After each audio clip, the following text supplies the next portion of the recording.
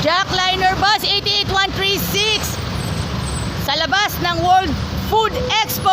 Hello mga kaibigan.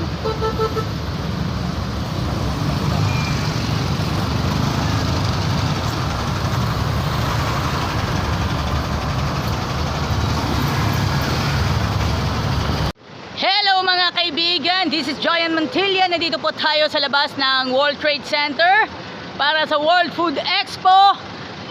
Tara, let's at sikapin na natin yung mga bagong creation ng mga pagkain sa mundo ng pagkain mga kaibigan, sa mundo ng pagkain at syempre at yung mga bagong malalaman sa larangan ng pagkain. Let's go!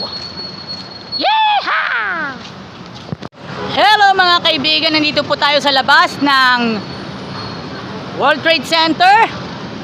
Syempre, first time in 19 years here at the WOFEX. Sobrang saya. Andito yung mga iba't ibang pagkain mula sa iba't ibang bansa. And of course, ang paraan ng pagluluto, paraan ng pagbibake, nandito yan lahat sa WOFEX. See you next time mga kaibigan. See you on next vlog. Joyan Montilla here.